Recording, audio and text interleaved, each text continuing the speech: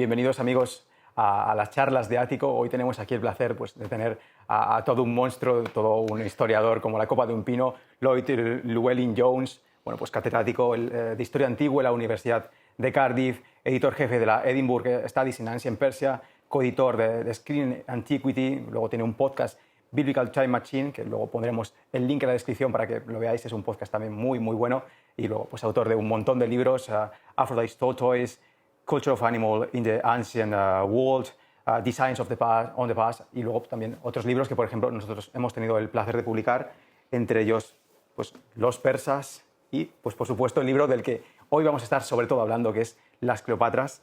Y bueno, pues realmente Lloyd pues, ha participado como asesor en un montón de documentales, de series, sabe un montón de esto. Luego también tiene su puntito friki que vais a ver, pues por ejemplo le encanta la ópera y el teatro, está totalmente fascinado por el Mesías de Händel y la verdad que es una persona con un montón de carisma, que es un placer tenerlo hoy aquí con nosotros. Pleasure, Lloyd. It's fantastic to be here. Yeah, it really is. I mean, I'm full of admiration for what you do in this publishing house. I think it's just fantastic. So great to be here. Thanks so much. We're going to have like a fun time. Yeah. But like my first question for somebody that maybe doesn't know you, why are you interested in ancient history? It must be because of the ruins in ancient Wales, I guess, Egyptian ruins. Well, we don't have Egyptian ruins, but we do have Roman ones in Wales. Okay, we're part of the Roman Empire too. Yeah. No, I tell you how it started for me. It started because when I was a young boy, in Wales on a Saturday afternoon, imagine the rain, which is horizontal, okay? And there was nothing else to do, but they used to show on the BBC, they used to show an epic film every Saturday.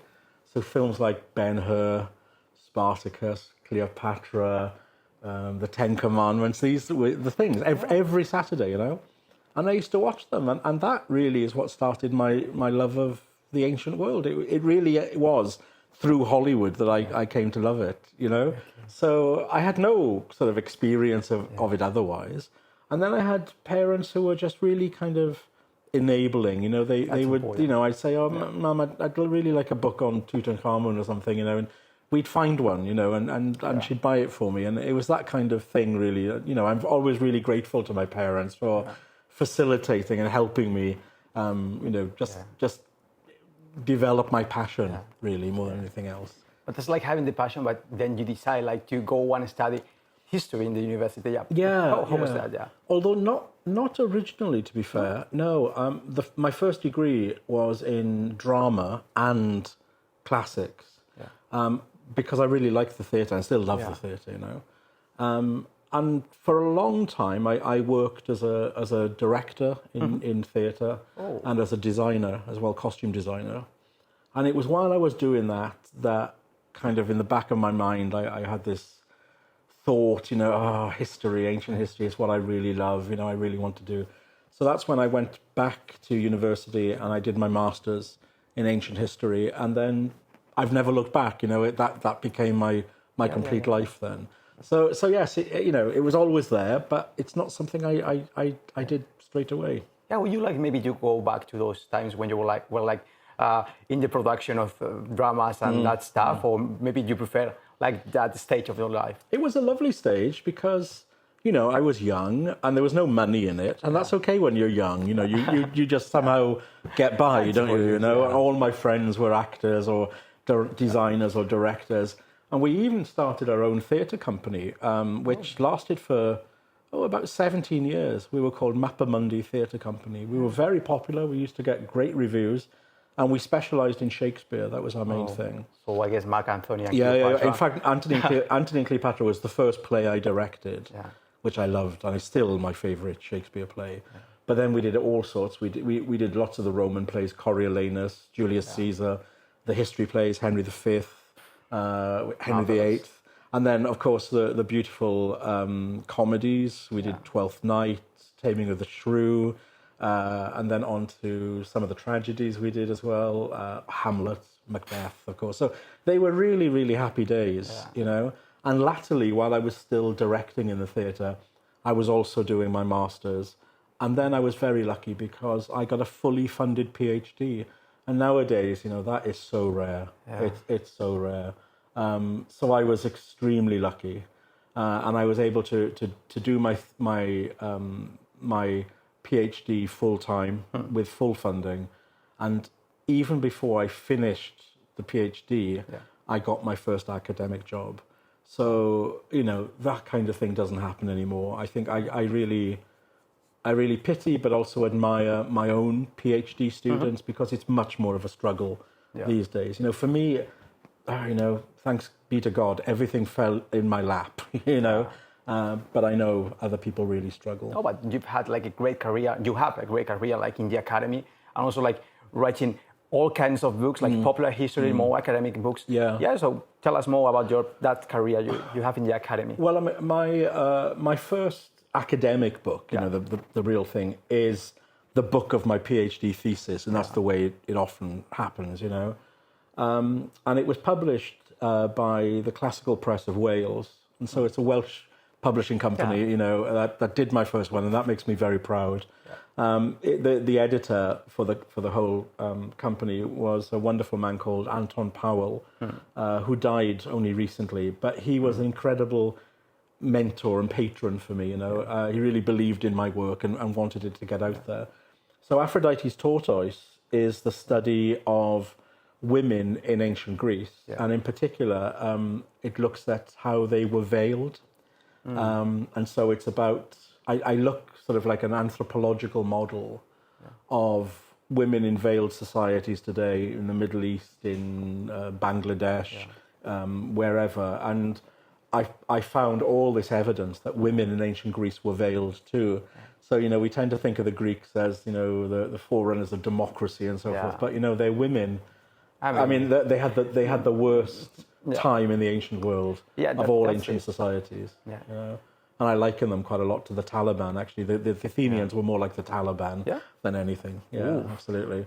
Oh, my classical friends don't like that, but I stick by it, I really do. So that was my first publication, and it got translated into French straight away, which was fantastic because, France at the time and still has to deal with, the headscarf debate and so forth.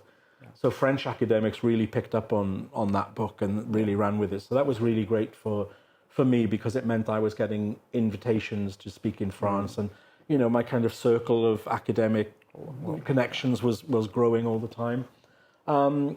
Then I got a job in Edinburgh University, which is a very, very prestigious university, and I loved it there so much, and I had great colleagues, and they gave me complete freedom to teach what I wanted to. And so I started teaching modules on ancient Persia, which really no British university was doing before, And I realized that the uptake by the students was really, really great. They loved it.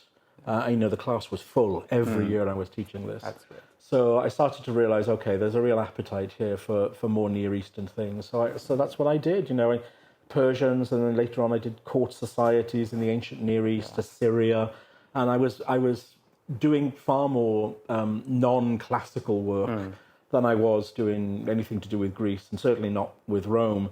And that's where I found my niche, really. I realized, I love the ancient Near East and Egypt so much, because I suppose part of it is because they're so much more distant, but also I think that we've been sold a bit of a myth since the times of the Greeks and Romans about, white European superiority. And I think, I want to challenge that. I always want to challenge that, So yes, that's my academic career. I was in Edinburgh for about 15 years, I think, lecturer and then senior lecturer in ancient history. And then latterly, not too long before I left, I had a really wonderful promotion to be the professor of ancient Greek and Iranian studies. And then it just happened that a professorship came up in Cardiff University, which of course is my hometown, where I did my PhD in the first place. And so I went back to Cardiff, and took up the chair of ancient history there. So you know Gareth Bale? Everyone knows Gareth Bale. No, not your neighbour. Not my neighbour. Okay, no. But probably only like 3 doors away, really. Yeah, Wales is a tiny place. Yeah, that's it. We all know each other. Okay. So let's go with the Cleopatras. Por supuesto que sobre todo el libro sobre el que vamos a estar hablando hoy, las Cleopatras, la gente lo primero que dirá es, bueno, las Cleopatras, ¿qué Cleopatras? Yo pienso que hay una Cleopatra, la Cleopatra famosa, pero no, hubo varias Cleopatras y merece conocerse su historia porque además durante 150 años estuvieron, digamos, ejerciendo el poder femenino, que es algo muy, muy extraño en la historia de la humanidad y más en la historia antigua. Entonces nos sumerge en este mundo tan asombroso, tan fascinante, lleno de crímenes, de intrigas, que verdaderamente lo vamos a hablar, pero parece una serie, una película que te lo ponen en Juego de Tronos y dicen, no, apago la tele porque no me lo creo, porque esto es inverosímil. Bueno, pues un libro fascinante que nos cuenta toda la historia de las Cleopatras y que va a ser un placer de leer, os lo garantizo. Well, so let's introduce like the audience in the world of the Cleopatras, like Alexandria, the Hellenistic world. How was that world with Greeks and with Egyptians? How was that working? Yeah, you know, it's a world that most people don't even realize existed because classical historians don't look at that period. And basically the Hellenistic period goes from the death of Alexander the Great to the death of Cleopatra the Seventh.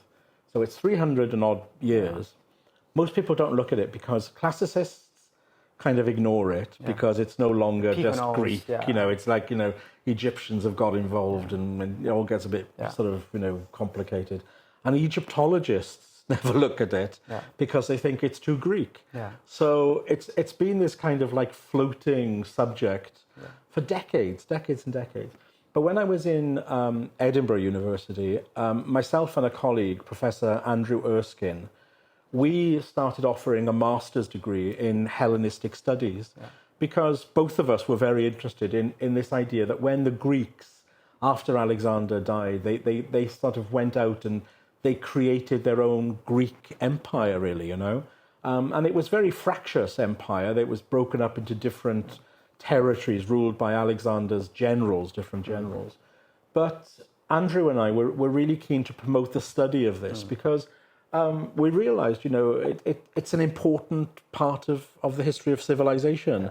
I always find it really fascinating what happens when cultures mix and merge. Sometimes, of course, they clash and then, you know, warfare is inevitable.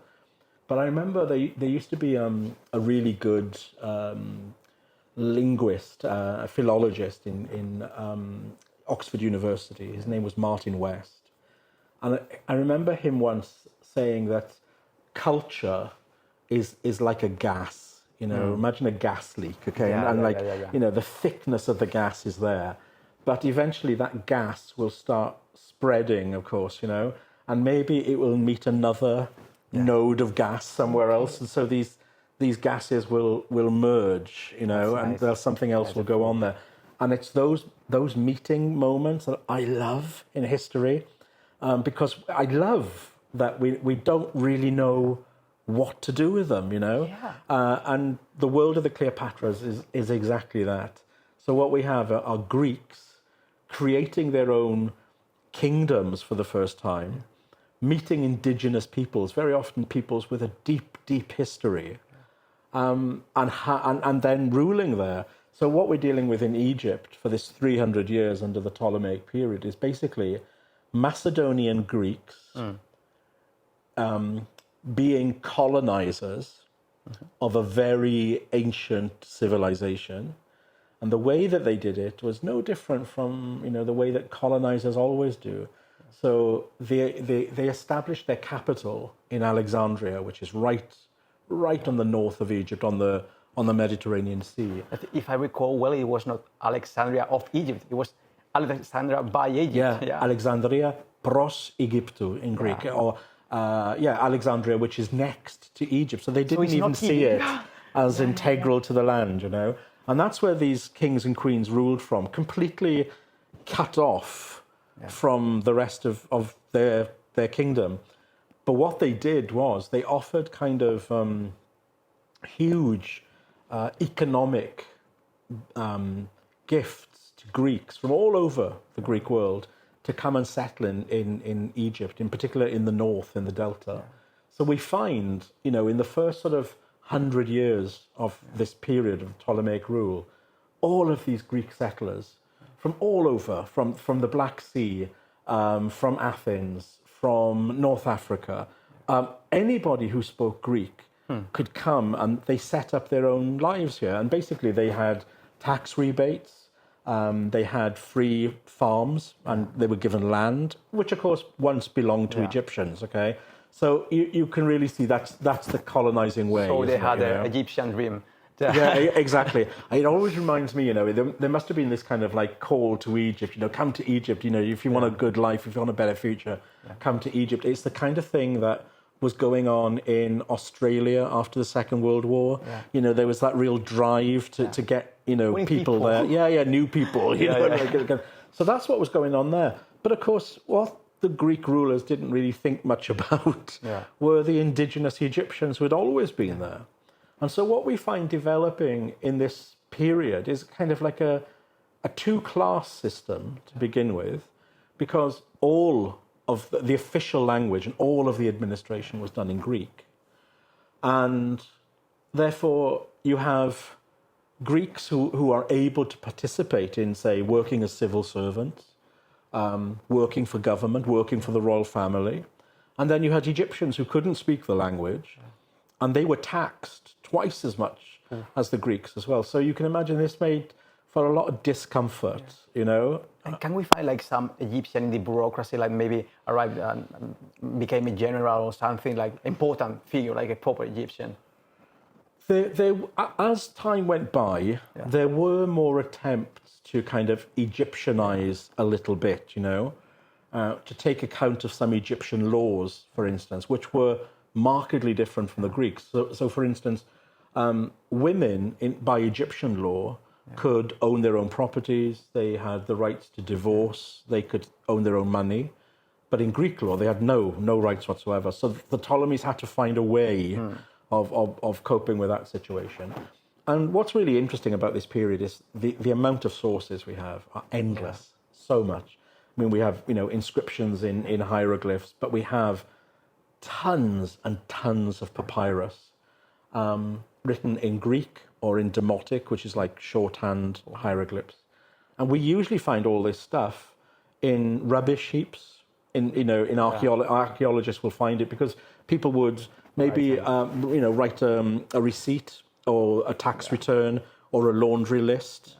But sometimes they would use older papyri. So like on one side, there might be a poem of Sappho, and on the other side, somebody's written, don't forget to put out the cow before you go to bed. Well, that's beautiful. So it's incredible what we find in these places, And they give us a lot of information about how this society really operated. So, for instance, in the book, I talk about one family of a Greek man. He was from Crete, and he came in with this kind of new wave of immigrants, coming into Egypt, and he was given a farm, and he marries an Egyptian girl, and they have six daughters, and each of those daughters has both a Greek name and an Egyptian name.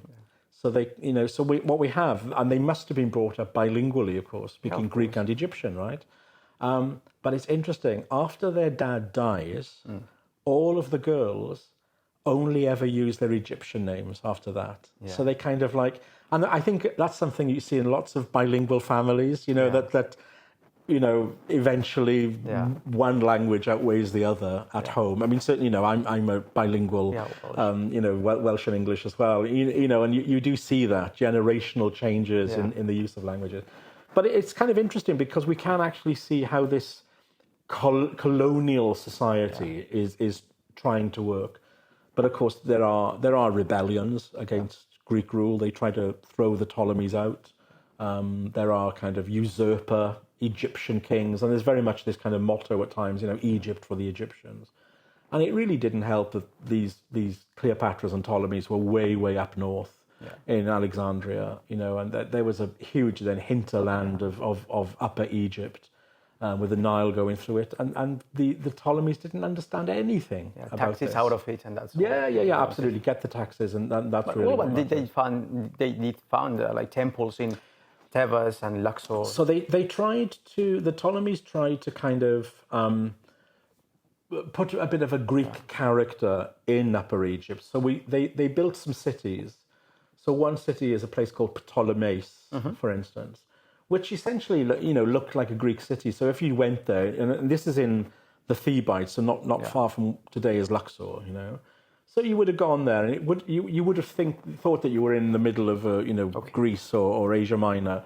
So there was a Greek theatre, there was an agora, a marketplace, there was a gymnasium, the kind of things that all Greek cities had. But it's plonked in the middle of Egypt, With it really reminds me of the British in India, the British Empire in India.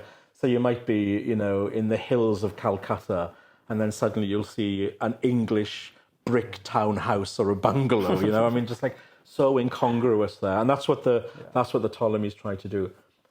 But I think on the plus side, they did try to appeal to the Egyptians by sort of sponsoring their religious beliefs. So when tourists go to Egypt today, the major temples that they'll see, Edfu, Komombo, Dendera, these are all Ptolemaic temples, And thanks to the Ptolemies, we know more about temple architecture and religious ritual. We know the Egyptian language. Yeah, exactly. Largely, yeah, exactly. I mean, the Rosetta Stone, of course, is a Ptolemaic inscription, of course. So, there are pluses in all of this as well. And the Ptolemies also tried to kind of produce a synergy in theological terms. So in a world where there is polytheism, where you can worship any god, there's no difficulty in the idea that a Greek might worship an Egyptian god, or an Egyptian might worship a Greek or a Roman god or a Phoenician god, whatever. It's only the Hebrew god that sort of stood apart from all of this. So what the Ptolemies tried to do was to kind of invent sort of synchronized gods. Yeah, they began to merge them. So they took, for instance, the figure of Zeus, the king of the Greek gods, and Osiris, the great funerary god of Egypt, and they kind of meshed them together, and they produced this god called Serapis, who became very, very popular, but only with the Greek speakers. The Egyptians never really bothered with it, so it sort of failed in a way. But you've got to admire the Ptolemies. At least they tried to do that. That's more than what some empires can say. Yeah. Oh, absolutely, absolutely. Yeah. Absolutely. Again, I refer to the British Empire. I mean, churches, being built everywhere, and of course there was only the Christian faith. I mean, that's the idea of being Muslim or Hindu or anything else was just abhorrent to them. Yeah. Yeah. So let's delve more into the book. I mean, as we were saying before, like people think only of one Cleopatra, but people will say like the Cleopatras. What the f is going on here? Like plural mark singular. Yeah, absolutely. So tell us why the Cleopatras, who were them? Yeah, how important. Well, the whole purpose of the book really was to introduce an interesting readership into this group of women who have been badly left out of history. When you think about Cleopatra VII, and then I'm thinking about like the Liz Taylor Cleopatra, okay. She was the seventh of this lot, and the others were her immediate family. So her mother, grandmother, great-grandmother, great-great-grandmother, and so forth. So we got generations, actually 150 years, of women named Cleopatra, kind of almost setting the precedents to enable Cleopatra VII to do what she did. Yeah. In the book, I talk about Cleopatra VII kind of smashed the glass ceiling for women. She got through it because she was so remarkably gifted as a politician. But she did it by standing on the shoulders of her ancestors, I think. And I think that's a story that's worth telling. It's not usually told. No, not at all. And when historians have looked at these other Cleopatras, they've tended to really disparage them, to criticize them. So, for instance, they are called, these women, they're like Lady Macbeth, or else they're kind of she-wolves or tigers who tear their families apart. And that's because the acts that these women do are difficult to comprehend for us. To say the least. Yeah, these women can be very, very violent. They used violence, they used murder, They use warfare. But the thing is, that's nothing that men don't do themselves. Kings murder and plot and assassinate and overthrow and do all the same things. But women, you see, are supposed to be mild and loving and mothers and carers and nurturers. So when they play power politics like this, the historiographic tradition has just cast them as wicked, as evil, And I just think that we've got to stop doing that. And that's in the book. That's one of the the causes, really. One of the things I call for is let's try to understand the psychology of these women, and let's understand, let's put them into their place in history, and see if we can't think differently about them. Yeah, because when I think, they did terrible crimes, we will talk about them, but the worst crime of the Ptolemies, I would say, is the one by Physcon. Yeah. Tell us on that. Physcon, there was also women involved in that crime, but it was a man mainly committing it. Yeah, absolutely. I mean, Physcon, Ptolemy VIII, Physcon was, I think, a sociopath. He was a kind of Donald Trump figure, loved or loathed in equal measures. He was an individual who had no empathy for other humans at all. It just wasn't there with him at all. And the atrocities that he committed throughout his reign were on an epic scale. So, for instance, the Jews of Alexandria, and there was a big Jewish ghetto in Alexandria, were rounded up one day, and they were all slaughtered to a man in the gymnasium of Alexandria. And what he did actually was he let the royal elephants trample them. They kind of, the animals were sort of whipped and they went wild and crazy, and hundreds and hundreds of people were killed. And that's just one of his many, many misdemeanors. He used to call himself Euergetes, which means the beneficent one. But the Alexandrians used to call him Kakergetes, which means the wicked one, the malefactor, that kind of stuff, In his personal life, that same kind of malevolent chaos spilled over as well. So he came to the throne in his 30s. He'd always had ambitions for the throne, but he had an elder brother who had to rule before him. But after the brother died, he marries his brother's widow, his own sister, Cleopatra II. And she gives him a son, and he's called Memphites. Cleopatra II is about 42 years old at this point. Yeah. So in the ancient world, you have to remember that's getting on a bit, So this child is obviously going to be her last child. So, husband and wife with a son. But then Ptolemy Euergetes, Physcon, wants more children. Yeah. So rather than taking concubines or mistresses, he decides he wants another queen on the throne too. And so he chooses as his second queen his niece, who is also his stepdaughter, and that is the daughter of Cleopatra II by her first husband, his brother. So the daughter of the queen. The daughter of the queen, absolutely. So we have, and her name is Cleopatra III, and I think she went very willingly to Physcon's bed. So we have this bizarre situation where we have one king with two queens who happen to be mother and daughter at the same time.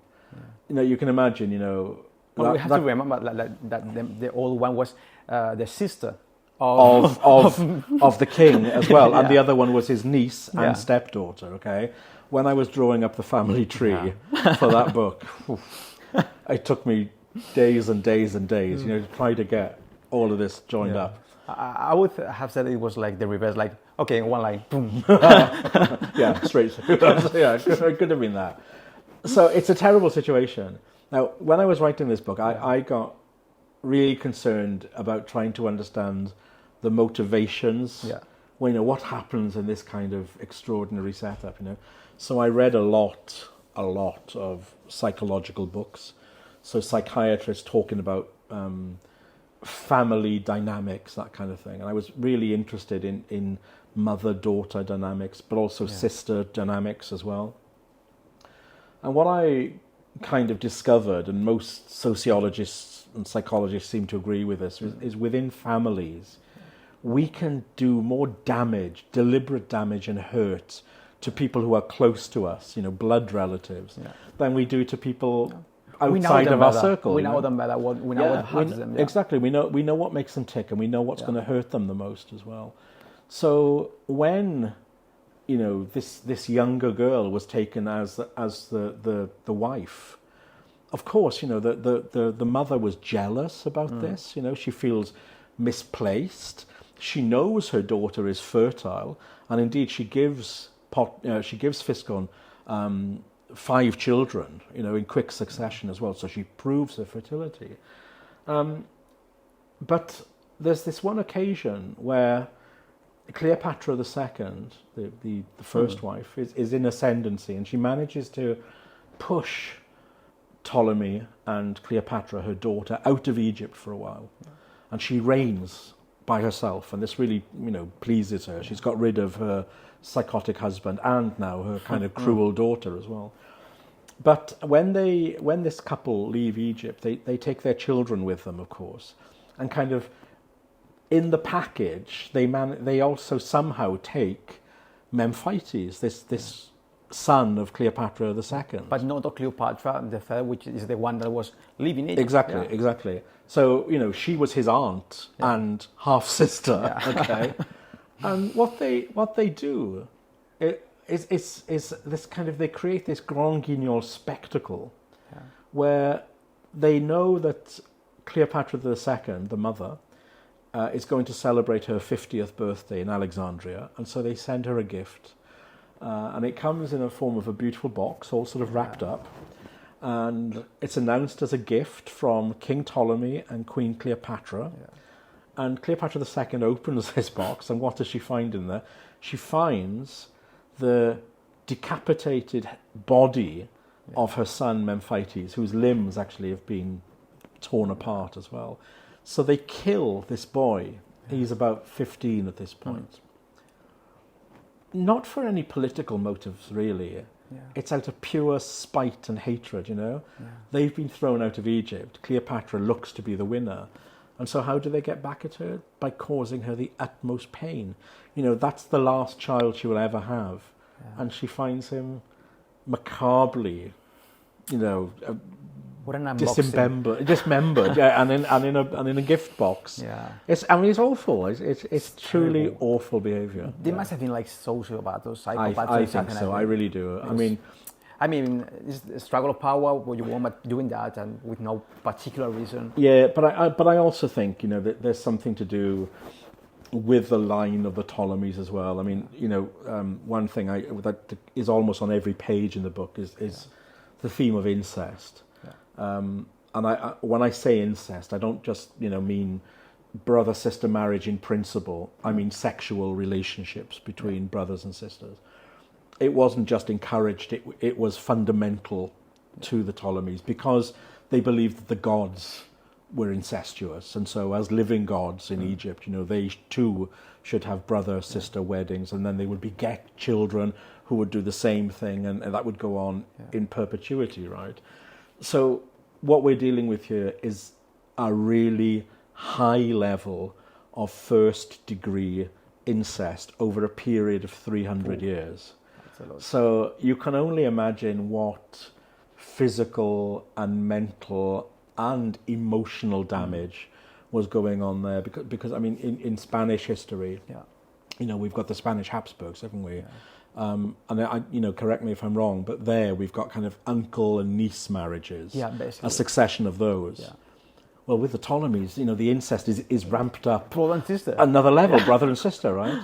And we know that, like, for the Habsburgs, not only physically do they begin to look the same, but it begins to affect their health, it begins to affect their mental capacities, until we get to the, the really tragic but comic figure of Carlos II, who is being described as a ruling an empire, absolutely, could barely stand, could barely make a sentence, So if that's happening in a family like the Habsburgs in a shorter period of time with a less degree of incest, what on earth were the Ptolemies like after 300 years? The frustration is we don't have their bodies. Yeah. The artwork only ever depicts perfect beings. That's Egyptian art or even Greek art. But I think with some of their behaviour, like the dismemberment of this boy, you see something which is not quite right. And maybe they were given over to psychopathy or extreme emotions or whatever. When I read the book, there's no Ptolemy, almost no Ptolemy or no Cleopatra that didn't kill a brother, a sister, a father. Even, Cleopatra, the famous Cleopatra VII, she killed her sister, and we don't know how. We know Elizabeth Taylor, she was glamorous, but... Yeah, absolutely. Never mentioned in Hollywood, is it? No. She killed her sister, she kills her younger brother, and very conveniently, she sends her elder brother into battle and into war as well, So they were all killers, the kings and the queens, all of them were killers. I think the other thing that maybe we can see in this kind of incestuous line is their physicality, because one thing we do know about them, because Romans and other sources talk about them, is that they were all very fat, like morbidly obese, even our last Cleopatra, Elizabeth Taylor, she was not this kind of, hourglass kind of figure, she wasn't that sort of thing at all. And so maybe that is part of, I don't know, the physical result. But if that's the case, the Ptolemies actually built on it and were very proud of it, because they saw their obesity as a kind of positive. Because if you think of, like, most of history has been about normal people like us trying to get enough food to eat to live for the next day. So, people couldn't afford to be fat in antiquity. And suddenly you've got this whole royal family of obese people. And they think it suits them, it's it's an advert for what they are. Egypt is a really wealthy country, and its royal family indulge that, with food, with entertainment. They were the richest family on earth at that time. The wealth of Egypt, because of the corn that came from Egypt, and the gold mines and the turquoise mines in Egypt. It made them unspeakably wealthy. But with that wealth also came a kind of like a vulgarity with it as well. The Greeks had a really good word for it they called it trouphe, which is basically like, showing off really conspicuous displays of rather vulgar wealth. I don't know if you've ever seen a Russian oligarchic family on holiday in Turkey, but you'll get the kind of picture of what's going on there. It's that kind of in your face. But those were even richer. So even richer, absolutely, and nobody to rival them. And it was done also, not only to impress their own people, but majorly to impress other foreigners. So like the Seleucids, but also the Romans. There's this great story of a Roman senator coming to Alexandria, and he has an audience with Physcon, who was probably the not only the biggest personality, but also the biggest kind of physicality. Also, his name is like Physcon is like pot belly. Yeah, right? It means pot belly or fatty or so, lard ass or something like that. To have been called like fatty, exactly. It must have been huge. Yeah. And there's this story where Ptolemy wants to show this Roman senator around Alexandria, to show it off. And the senator says, why don't we walk around? And Ptolemy usually gets carried in a litter, of course. The king doesn't walk. And so he says, okay, I will. And the senator writes back to Rome saying, I couldn't believe what I was seeing. There was this enormous man wearing this transparent linen dress, so you could see his body through it, puffing and sweating as he walked around the streets of Alexandria, Incredible. So the foreigners see that fatness as kind of monstrous, really. But the Ptolemies see the real sort of joy of it. And the Cleopatras really got that sense, because when we look at their portraits today, like their statuary, they are full, really ample women, with large breasts and big swelling bellies. And they often hold, even when they're dressed like Egyptians, they hold the cornucopia, so like the horn of plenty, and that's like bursting with fruit and flowers and all of that. Because, of course, again, it shows their fertility. That's what that is. So each of these Cleopatras was likened to the goddess Aphrodite or Hathor in Egyptian thought, these great fertility goddesses of the Greco-Egyptian world as well. Or the goddess, like, for example, Isis, was fundamental. Absolutely. I mean, they promoted themselves as living representations of the gods and the goddesses. That was like a way to promote their female power also, I guess. Most definitely. And the biggest one who did anything with this was Cleopatra III, this rather despicable individual who actually reigned for 33 years. Wow. She reigned all the way during the life of her two sons. She never allowed them to have any independent power. She ruled for them. She dominated them completely and utterly. And during that time, she acquired more religious titles for herself than anybody else. It's the kind of thing that, when you get sort of like real crazy dictators like Gaddafi or Idi Amin, how they kind of, give themselves titles and also lots and lots of medals and things, We see it in North Korea now, don't we? That, the crazier the dictator, the more medals they're going to wear.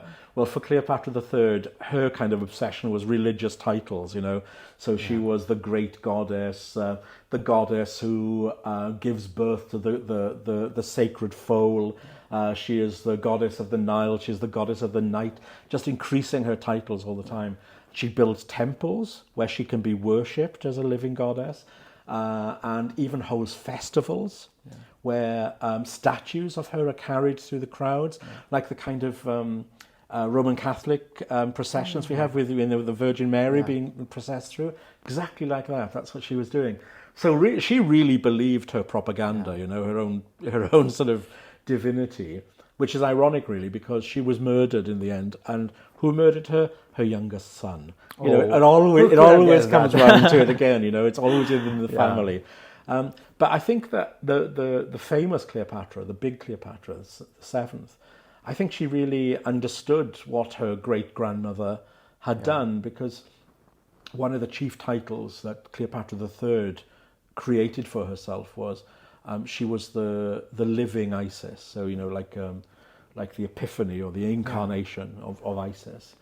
And Cleopatra the seventh, when she was in her mature stage of her reign, when she was in her late 20s, early 30s, she started calling herself the new Isis. So I think, she saw what her grandmother had done, great-great-grandmother had done, recognized it, and then sort of said, I am the new incarnation of Isis. Because that's the thing we are talking about during 2 centuries, more or less, a line of women ruling Egypt. Because the Ptolemies were basically useless. Useless, completely and utterly useless. I mean, they neither had the drive nor did they have the capacity to rule as kings. Whereas each of these 7 women just had it, they just had that talent to do it, and they had the drive to do it. And, it happens, doesn't it, in history? Every now and then. The Simpsons, the famous episode. Yeah, exactly. Sometimes, something, a woman, something opens up in history and a woman comes to power. I mean, you've got a fantastic example in Isabella, the wife of Ferdinand. Ferdinand was no second-rate monarch, but she dominated, even the political world of the day. And you can say that the same thing like in Elizabeth I in England, of course. Later on, we had Margaret Thatcher. Whether you love her or loathe her, she created a new space for female power. I also think that Eva Perón, in a different kind of way, also did that, and did some remarkable things, like, getting votes for women in Argentina when that was unheard of. And it took a woman to do that, Okay, you might despise the politics and stuff that sits behind it. So there are these moments when like flashes in history when women can gain that power. But with the Cleopatras, they are there for 150 years, as you say, constantly in power. And I think that deserves to be known, doesn't it? I think that deserves to be celebrated, if nothing else. Yeah, that's the thing, because that's not something we usually see in history. And I mean, there was even a moment when there was like one queen, if I remember well, that reigned on her own. Yes, absolutely. So the last Cleopatra's grandmother, Cleopatra V, she had been married to her uncle, Ptolemy X, gave him a daughter, Cleopatra VI. And then after his death, strangely, she found herself having to marry her father, who had come back from exile. Not so strange for the Ptolemies. Very, very strange. Like, they were complete strangers. They didn't know each other at all. He had left Egypt when she was a baby in arms. He knew nothing about her. She knew nothing about him. And that wasn't a sexual relationship, that. And in fact, it really worked for Cleopatra V, because they found that they liked each other. They could have gone terribly wrong, but they actually found they liked each other. And Ptolemy, the ninth, he actually nurtured his daughter in learning government policy, in thinking about how to enact diplomacy and so forth. So when he died, the throne was inherited by Cleopatra V on her own. And that's the first time in Egyptian history, and possibly even in world history, that we have a woman regnant, a queen regnant, without a king at her side. And I think that's incredible. That's a feat. Yeah. It's worth knowing that, if nothing more than a kind of pub quiz question. Okay, which was the first queen regnant, Cleopatra V. There's a really sad ending to the story, though, because she must have been in her 40s when she became queen, and she was queen for 11 months. But even she couldn't conceive of sitting on the throne without a man next to her, really.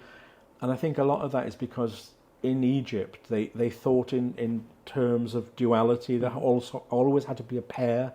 So, like, there was Upper Egypt and Lower Egypt, and there was the Red Land and the Black Land and all of this kind of thing. So there needed to be that male and female on the throne, sort of like a yin and yang thing. And so Cleopatra V had to look for a husband, and so there was no Ptolemaic prince around, and so she had to actually get one imported. He'd been brought up in Rome, and he came completely unprepared. Knew nothing about Alexandria or Egypt or even the aunt that he was going to marry. We call him Ptolemy XI, and on the wedding night he murdered Cleopatra V, which is terrible.